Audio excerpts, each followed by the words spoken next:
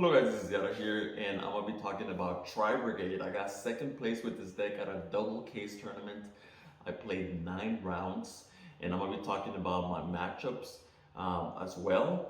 But before I get started with my Tri-Brigade deck, I want to give a couple of shout outs to Christian, Michael, Zaki, Ryan, Daniel, Safwan, and his brother.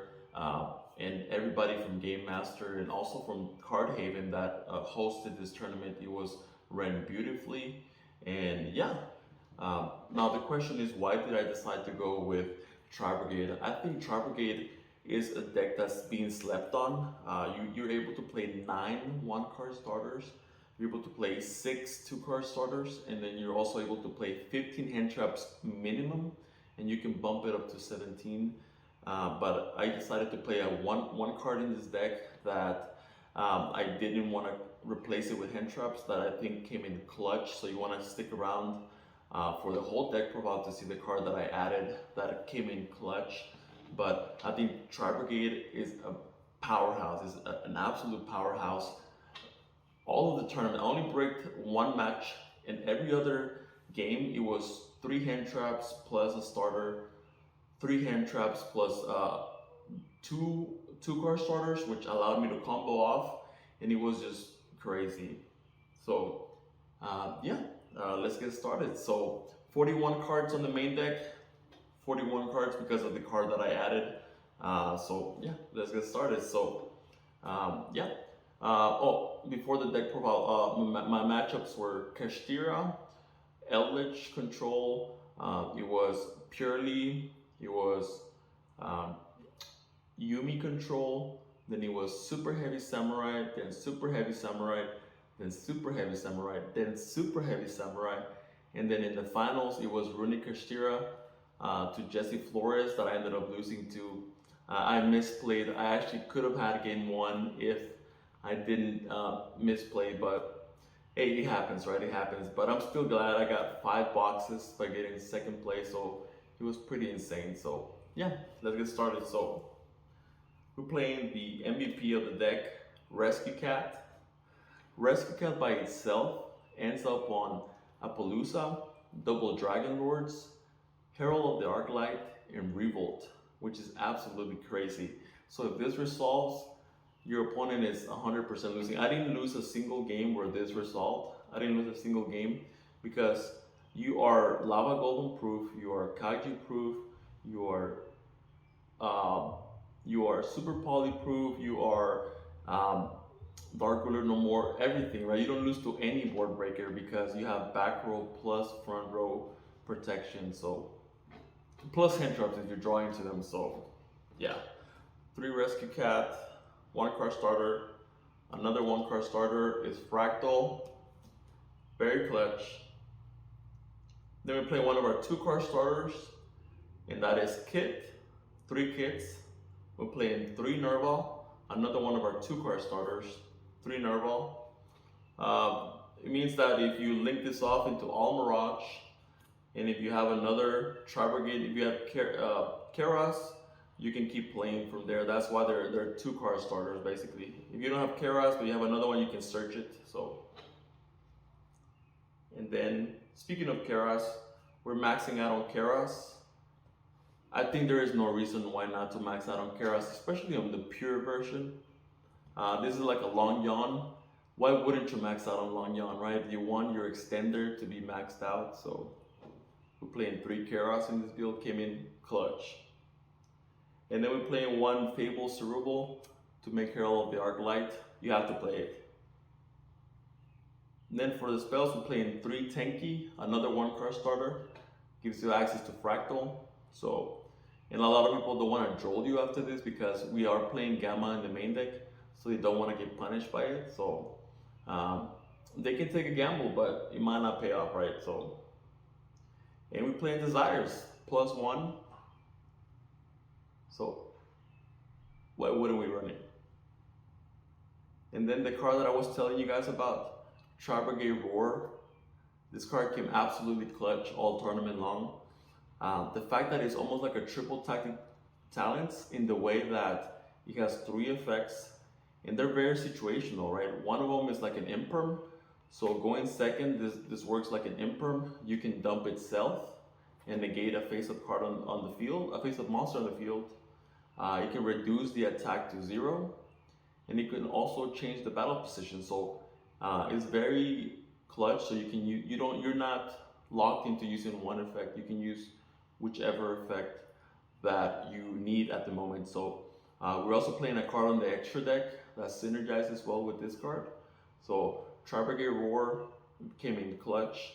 Once Kashtira gets hit in the ban list, I'm gonna max this out. I would not take this out. This is the reason why I went to 41, because you can't just play one of these. You have to play 2 so that you can at least send another copy of it, so you can have an imperm going second. So then we're playing one Call by the Grave, clutch, clutch, clutch. Sniping out those Drolls, those Mourners, those Ashes, clutch. And we're playing one Revolt. I thought about upping this to 2, so that way we have another target for our war. But I'll go ahead and do that once we max out on the Roar in the next format, once Kashtira gets hit. So Roar, Revolt is 10 times better than the Super Factorial, because it doesn't lose to a Bishul, to a Crow, or anything. So this gives you follow-up plus an interruption, so that's why this is better than Super Factorial. Absolutely crazy. Not just that, but you have a way to protect it with your Appaloosa that you set up. So you have Appaloosa protecting your Revolt. So, and vice versa, this protects the Appaloosa and they want to go to battle phase. So they synergize pretty well. And then for the hand trap section, we're running 3 Imperm. Another reason why this deck is better than Super Heavy Samurai, I didn't lose a single Super Heavy Samurai matchup, and I had I think I have five or six matchups versus Super Heavy Samurai. I didn't lose a single one, and I lost a die roll versus most of them. And because we can play spells and trap cards, right, that they can't play. So 3 Imperm, clutch, not a once per turn. We're playing the Gamma package because we have a lot of ways to bait stuff out. Rescue Cat, Desires, Tenki, their Ash and Droll bait, and then you Gamma them, and it's GG from there. And we're playing 3 Ash Blossom, one of the best hand traps in the game. 3 Droll. This is becoming the maxi of TCG. Everybody has it, so you have to run it. It hits most of the deck, so why not play it right? We're playing 2 Nibiru because we didn't want to see multiple copies on our opening hand. This one put in a lot of work. There were a lot. I remember one game I had Imperm, Gamma, and Nibiru, and Rescue Cat, and my opponent was just like, what the heck, man? Like, what deck are you even playing, man? Just hand trap control? In a way it is, right? In a way it is. So, 2 Nibiru came in clutch all tournament long. A lot of people don't play around this. They think that you're not running it, and they get punished by it. So, and lastly, my last hand trap, which is not good versus Kashtira. You side this out versus Kashtira, but it's good against almost everything else. It's good versus Purely, it's good versus Super Heavy Samurai. You hit the link target. This is also good versus Math Mech. So very good. Shout out to the Dark Magician player at Game Master that traded me this. This is actually the reason why I decided to play this deck, because I was like, I want to play an Ulti Crow, and I have a deck that can play Ulti Crow, and it's searchable, right? So yeah, that's why I decided to play Tri-Brigade for this case training. And then Nibiru token. And then for the side deck and then extra deck. You're gonna want to stick around for the extra deck because you might want to take notes from the extra deck. So 1 Pinkertop's insane. 1 Neospace Air Hummingbird for time. I only went into time one time. It was one time. It's because my opponent was just reading all my cards because they hadn't played against Tri-Brigade.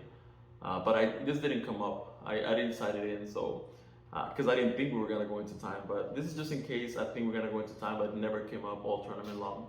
It's searchable with Omen. 3 Kaijus versus Super Heavy Samurai versus Purely versus Kashtira.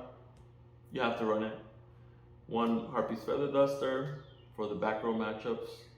3 Cosmic Cyclones. I wanted a chainable back row removal, so I opted for this instead of Lightning Storm.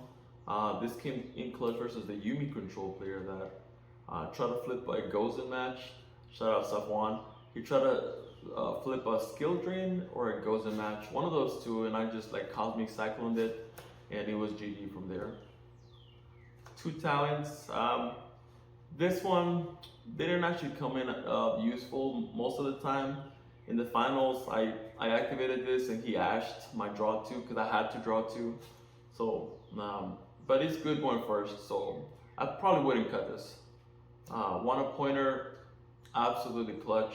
The one time I did draw it, it won me the game.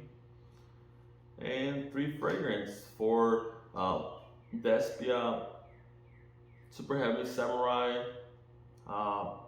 Kashtira, everything. It's an Imperial order, so why wouldn't we run it, right? So then we have the Almirage, the Link 1 for Nerval or Kit to go into this. We have the Scareclaw, Lightheart. You can actually make this by just banishing 1. You go into this. Then you link both of those into our Blossom. We're playing 2 Blossom.